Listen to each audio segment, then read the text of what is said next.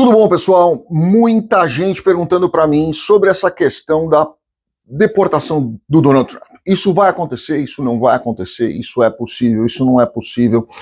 Bom, eu resolvi montar um PowerPoint aqui para explicar para vocês do começo ao fim o que vai acontecer, o que pode acontecer, porque Donald Trump é imprevisível, a gente não sabe o que vai, mas que ele vai fazer alguma coisa é certeza absoluta que ele vai fazer, mas pelo menos para vocês terem uma noção do que é real e do que está sendo aí uma pirotecnia para chamar a atenção das pessoas e talvez até causar um pânico através de views, para gerar likes, para gerar, até mesmo gerar clientes para algumas pessoas. Então vamos lá, eu vou conversar com vocês, eu vou explicar o que acontece para vocês entenderem e eu vou começar o vídeo já dizendo isso para vocês. Nós não trabalhamos com deportação, nós não trabalhamos com indocumentados ou ilegais, então não temos qualquer condição de atender você. Ok? Se você está nessa situação, nós não temos. Então, eu vou explicar para você de forma absolutamente imparcial. Nós não trabalhamos com isso, nós não mexemos com isso e não adianta mandar e-mail para a gente ou mensagem ou tentar marcar reunião conosco, porque nós não fazemos isso, ok? Então, eu vou explicar para vocês como funciona. Primeira coisa, vamos explicar o raciocínio da situação inteira para vocês entenderem o que eu falo muitas vezes lá no meu canal, politicamente, né? Quando você entende a política, como ela funciona, você começa a entender os desdobramentos dela, o que é real e o que é fictício, o que é conversa, o que é papo para boi dormir e para eventualmente aí gerar uma movimentação do mercado. Primeira coisa, como nós estávamos em 2019. Isso é fundamental para você entender o que vai acontecer agora. A taxa de desemprego variava entre 3,5 e 3,9. A taxa de juros básica dos Estados Unidos estava entre 1,5 e 2,5. E a inflação nos Estados Unidos estava, isso dito pelo CPI, tá? Pelo Índice de Preço ao Consumidor, ficou em média 1 a 1,08 ao ano, tá? Lembrem disso, desemprego 3 a 3,9, 3,5 a 3,9, juros de 1,5 a 2,5 e inflação em torno de 1,8 ao ano, ok? Vamos lá. Aí nós tivemos a pandemia. Na pandemia, muita coisa aconteceu, tá? Muitas empresas demitiram pessoas porque tiveram que fechar, muitas pessoas colocaram pessoas em furlough porque tiveram que fechar, muitas empresas não conseguiam pagar as suas dívidas, pediam protelação, as pessoas começaram a receber dinheiro do governo, todo mundo começou a receber seguro-desemprego, estímulos-cheque, aqueles empréstimo para folha de pagamento e uma série de coisas, tá? Então assim, começou a injetar muito dinheiro no mercado. Se vocês forem olhar entre 2019 e 2020, que foi a época, foi o último ano de Donald Trump, vocês vão ver que houve ali o maior déficit público da história dos Estados Unidos. Foram 3 trilhões de dólares. Quer dizer que o Donald Trump quebrou a economia americana? Não necessariamente, porque o dinheiro foi colocado ali especificamente, não todo ele, né? Todo governo americano geralmente tem aí entre 1,3 e 1,8 tri de dólares de déficit, isso é normal dentro dos Estados Unidos, mas aquele ano estourou por causa dos estímulos, cheques e tudo mais que foi colocado ali em dinheiro público, tá? Então, ó, em 2021, a taxa de desemprego começou o ano como a mais alta da história, tá? Mas foi caindo à medida que a economia começou a se recuperar. Dinheiro sendo colocado no mercado e uma série de coisas. Se vocês pegarem vídeo meu daquela época, eu falava claramente para vocês, olha, o governo americano está imprimindo muito dinheiro, está colocando muito dinheiro no mercado, isso vai gerar inflação, isso vai gerar um problema gigantesco, tá? Pega vídeo daquela época meu, vocês vão ver eu falando disso. No início do ano estava em torno de 6,3%, lembra? Olha o que subiu. Lembra 2019? Olha o que subiu. Em janeiro foi diminuindo até 3,9 em dezembro. Ou seja, em dezembro, a taxa de desemprego ela já estava mais ou menos equilibrada ali, estava quase chegando nos patamares anteriores. Se vocês olharem, quando começou a questão de abrir fronteira, vocês vão ver que foi logo depois da pandemia, tá? Começa a somar isso aqui com isso.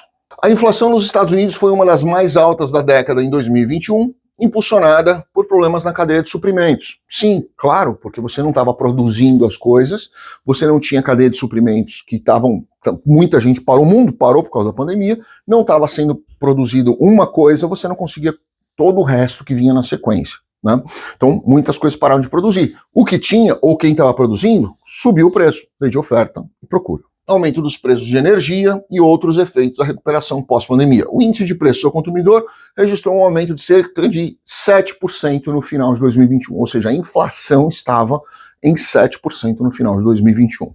Esta é uma inflação real? Não, na minha cabeça não é uma inflação real. Eu vejo um monte de gente falando, porque a gasolina era baixa na época do Trump, a gasolina é alta na época do Biden. Isso não tem nada a ver, porque gasolina não é precificada dentro dos Estados Unidos, ela é precificada no mercado internacional. Então, quem está subindo o valor da sua gasolina não é o governo, quem está subindo o valor da sua gasolina é o conflito. Que nós estamos vendo lá Rússia e Ucrânia, nós estamos vendo aí Irã, nós estamos vendo aí uma série de países produtores de petróleo que estão ali tentando abastecer o mercado, mas quando você fecha e você coloca um embargo na Rússia, você coloca um embargo na Venezuela, você coloca um embargo no Irã, você tirou aí uma grande quantidade de petróleo do mercado externo. Consequentemente, o valor do petróleo faz o quê? Sobe. Consequentemente, subindo o valor do petróleo, o que acontece com o arroz que está indo para sua mesa? O arroz não brota na sua mesa, ele vem de transporte. Transporte usa derivado de petróleo, consequentemente, sobe todo o resto, tá? Então aqui a gente tem que prestar atenção nisso. Durante todo o ano de 2021, o Federal Reserve manteve a taxa de juros próxima de zero, variando entre 0 e 0,25. Por quê? Taxa de juros baixa, você começa a movimentar a economia, as pessoas começam a tomar dinheiro, o banco começa a liberar com juros mais baixos, consequentemente as pessoas começam a consumir mais, tá? E isso aí gera o quê? É o que a gente vai ver aqui na sequência. Quando você tem um aumento demais no consumo, você vai gerando cada vez mais inflação, e aí você começa a entrar, quando os preços chegam a níveis absurdos, você começa aí a não comprar mais. Consequentemente, o que o mercado faz? Retrai. Isso se chama recessão. E aí o que aconteceu? Imigração versus deportação. Primeiro, é importante entender, os Estados Unidos sempre precisaram de imigrantes para aumentar a qualidade do workforce, repor jovens, profissionais e pessoas que faltavam para aquecer a economia. Controle de interesse nacional é sempre mais fácil com o controle dos ilegais, porque é mais fácil você deportar uma pessoa que não tem documento do que você deportar uma pessoa que você tem documento. Então você controlar os interesses nacionais é mais fácil com pessoas manipuláveis. A mão de obra de baixa especialização ajuda a controlar salários mais baixos e a demanda pela manutenção. Pronto, aqui é o pulo do gato. Ali é onde a gente começa a falar. Quando nós tivemos uma crise, aquilo era importante para vocês entenderem. Quando nós tivemos uma crise entre 2019 e 2021, nós tivemos muita gente querendo ficar em casa, muitos americanos perceberam e falando assim, olha, peraí, mas se eu tô em casa, eu tô recebendo $1.400 por pessoa de estímulo cheque, mais o meu seguro-desemprego, pra que eu vou voltar a trabalhar? Eu vou ficar em casa, porque o que eu tô ganhando para minha família inteira justifica eu ficar em casa. Então o que eu vou fazer? Eu vou vender no Amazon, eu vou investir um dinheirinho que eu tinha, esse dinheiro que eu recebia do estímulo cheque, eu vou investir no Amazon, vou começar a vender coisas no Amazon, não vou sair da minha casa, vou ganhar um dinheiro, não preciso ter 2 carros, eu vou ter um carro, consequentemente eu não vou ter 2 financiamentos, eu vou ter um só, não vou ter 2 seguros, eu vou ter um só, não vou ter 2 manutenções, eu vou ter uma só. E eu vou me estruturar por aqui, eu vou usar a minha esposa, meus filhos para me ajudar a embalar e eu vou mandar bala. E muita gente começou a fazer isso. Consequentemente, quando nós chegamos em 2021, nós tínhamos muita gente que não queriam voltar a trabalhar, né? Principalmente pessoas que ganhavam salários mais baixos. Quem ganhava salário mais alto fala, lógico que eu quero voltar a trabalhar porque o que eu estou ganhando não paga a minha conta. Mas quem ganha mais baixo fala, tá mais confortável ficar em casa, né? Um exemplo para você. Nós começamos a viver aqui, eu vivi isso aqui comigo, tá? O rapaz que cortava a grama da minha casa em 2020, ele me cobrava $35 para cobrar. Quando houve a pandemia e esse cara sumiu e nem respondia mais mensagens nossas, eu arrumei uma outra pessoa. Essa pessoa veio e cortou uma vez por $40, que é o que ele cobrava, tá? E não veio de novo, sumiu, desapareceu. Aí eu achei uma outra pessoa que estava cobrando $65, ou seja, de 35 quase dobrou o valor porque não tinha gente no mercado fazendo aquilo. E vocês acham que americano quer parar o que ele está fazendo para ir cobrar $65 para cortar grama, para parar a árvore, para arrumar casa, para desentupir ralo, para pintar a parede? Americano não quer fazer esse tipo de trabalho. Tá? Então, quando você começa a jogar lá o salário lá de baixo para cima, você vê todas as outras classes também querendo subir o salário delas. E foi o que a gente começou a enxergar em 2020 e final de 2020, meio de 2021. Foi o que a gente começou a enxergar, pelo menos aqui, tá?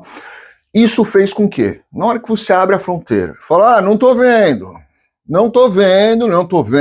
para você, espera um pouquinho, vai, eu não tô vendo. O que acontece? Você tem uma inundação de pessoas sem documentos, tá? Que entraram ilegalmente e são pessoas manipuláveis. Por quê? Porque na hora que eu não precisar mais delas para aquecer minha economia, para fazer esse trabalho, equilibrar os salários, reduzir juros, porque essas pessoas vão consumir, essas pessoas vão usar, essas pessoas vão usar produtos, vão comer, vão dormir, vão alugar casa, vão movimentar a economia. Quando você tem essas pessoas fazendo esse boom na economia, o que acontece? A economia volta ao padrão normal, os salários voltam ao patamar normal, começou a equilibrar, que foi começou a acontecer. Taxa de juros começou a cair, você vê o desemprego indo lá para baixo. Ah, Daniel, mas o emprego hoje está em 3,6%. Sim, o desemprego hoje está em 3,6%. Mas a quantidade de vagas no mercado, que é o que você precisa ver, está em 5,8%, que é um valor historicamente nunca batido. E aí você me pergunta, poxa, mas por que o número de vagas está maior do que o número de desemprego? Então devia ser o contrário, né? O desemprego devia ser zero. As pessoas não querem trabalhar ainda. Né? Nós temos um número de pessoas aí que arrumou um outro nicho de mercado ou que realmente não querem trabalhar por razões pessoais, tá? Então esse é um problema sério. Donald Trump vai ter que lidar com isso. E aí, qual é o jeito mais fácil de você agora se livrar dessas pessoas? Deportação em massa, tá? Foi mais ou menos o que aconteceu com Barack Obama. Por isso que Barack Obama foi, até hoje, não sabemos daqui 4 anos como será Donald Trump, mas Barack Obama foi o presidente que mais deportou nos Estados Unidos, tá? Só que ele fazia quietinho. O Trump gosta de botar na mídia.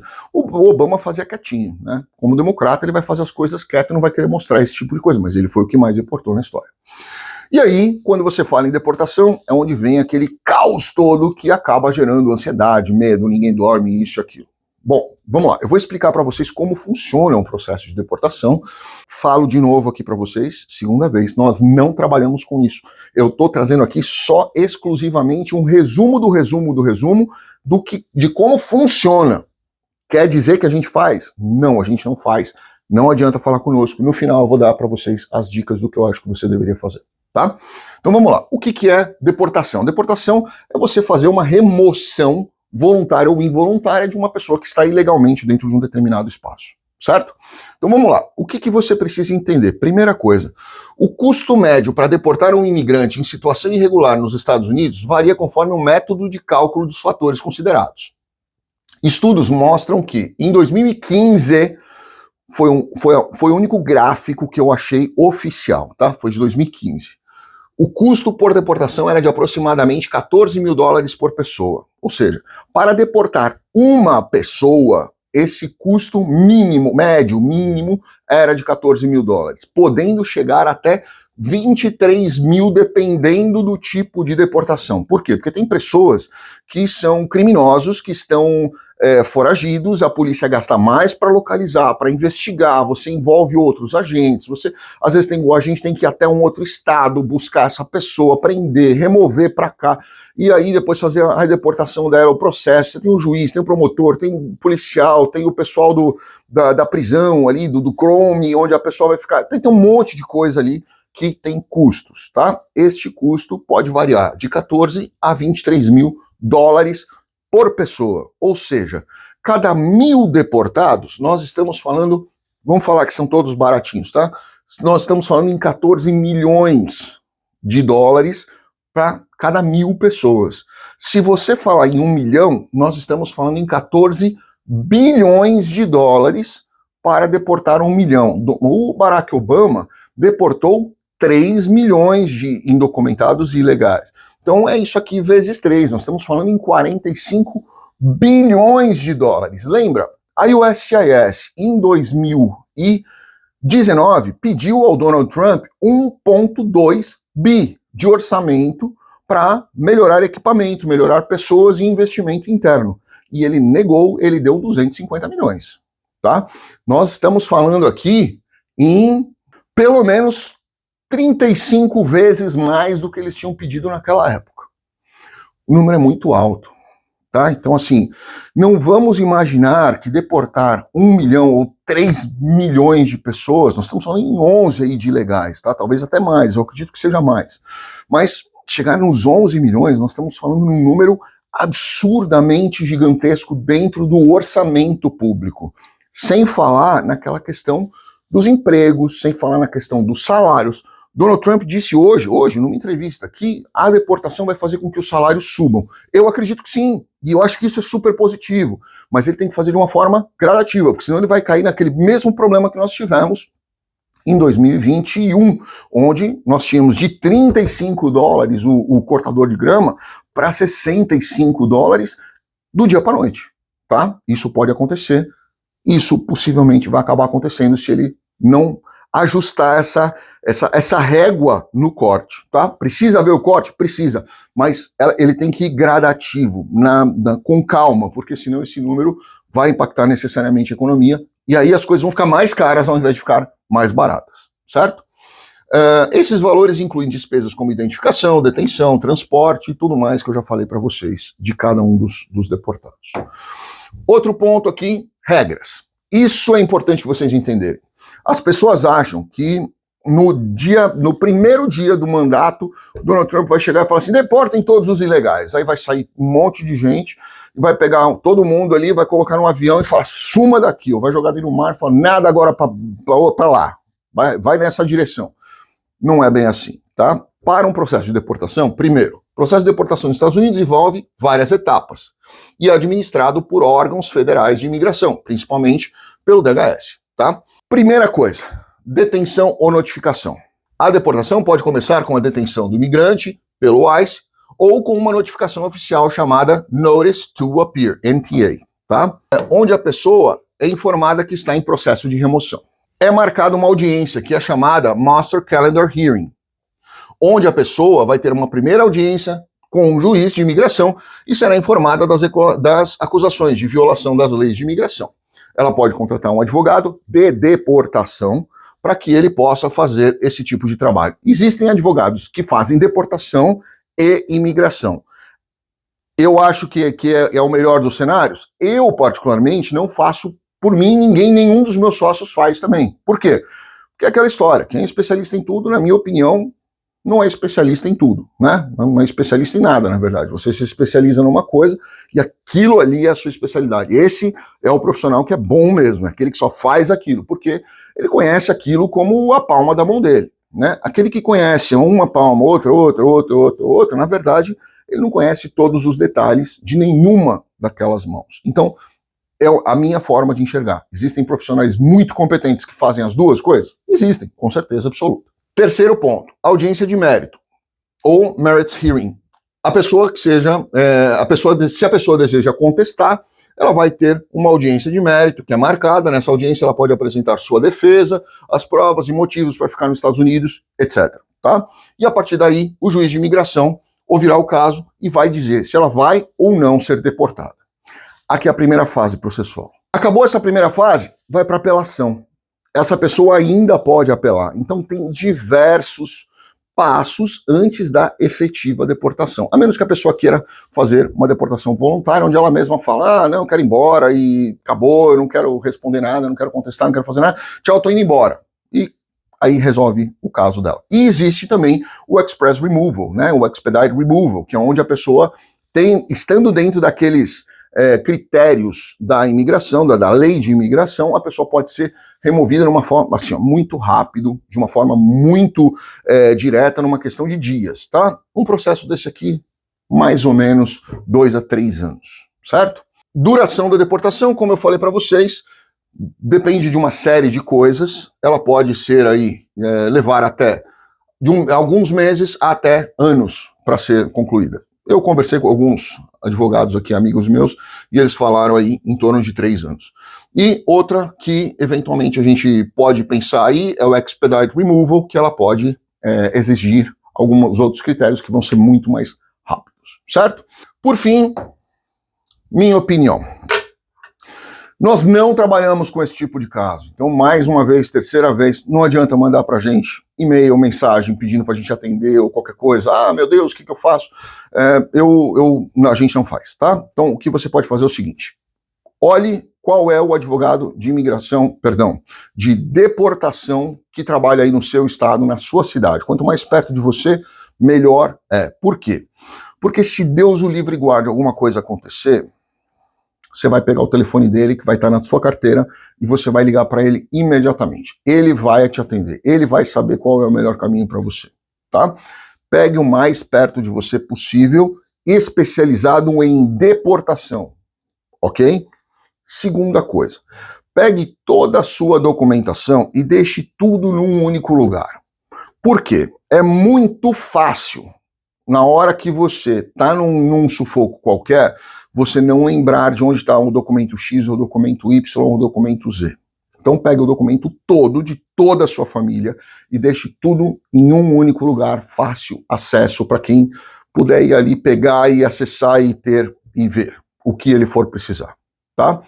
Terceiro ponto, deixe um dinheiro reservado para esse advogado de deportação. A grande maioria dos advogados não vai querer nem conversar com você se ele não for receber. Ele vai falar, não, eu não trabalho pro bono, não vou fazer, tá?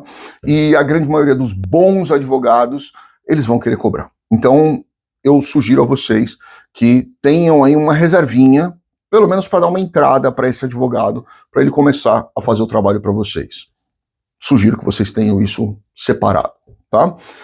Quarto ponto que eu acho que é importante para vocês. Lembrem, eu não acredito que imediatamente nós vamos ter uma série de buscas assim agressivas, vamos colocar o exército em cima para ver onde que estão essas pessoas. Não, mas é óbvio que eles vão procurar em lugares mais óbvios, né? Donald Trump já fez isso lá atrás. Se vocês forem olhar 2018, houve algo parecido com isso daí, de o ICE bater nos restaurantes, onde sabia que tinha ilegais, nas fábricas, fecharam fábricas, inclusive, nos lugares onde você tem uma grande concentração de uma comunidade, onde ele sabe que ali tem muitos ilegais.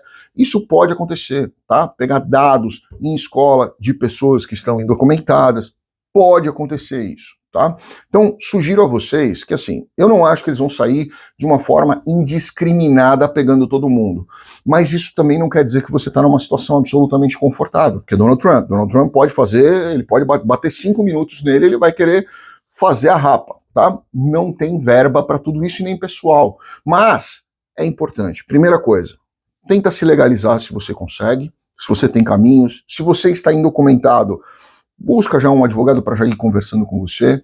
Se você eventualmente está em processo, converse com o seu advogado para você ficar mais tranquilo sobre isso daí, sua questão de status, sua questão de planejamento e tudo mais. Possivelmente seu advogado já deve ter conversado sobre isso. Se não conversou, converse com ele para ele te tranquilizar também sobre essa questão.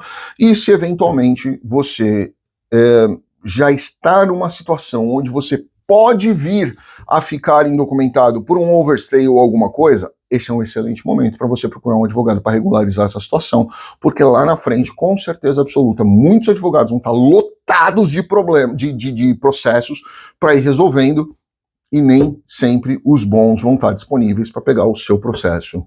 Lá para fevereiro, março, abril, eles vão estar com bastante coisa em cima, porque é onde as pessoas deixam para a última hora e fica tudo uma loucura, tá bom? Era isso. Gente, fica tranquila, conversa com o seu advogado de imigração se você está em processo. Se você não está, converse com o advogado de deportação, já veja as suas possibilidades, já combine com ele. Deus o livre e guarde, acontece alguma coisa, para onde eu ligo? Ele vai te passar um contato, ele vai te deixar você ficar com aquilo no bolso, na carteira, no celular. Com certeza vai te dar mais tranquilidade e aí é pedir a Deus para que as coisas aconteçam da melhor forma possível. Certo? Grande abraço a todos, fiquem com Deus. Obrigado.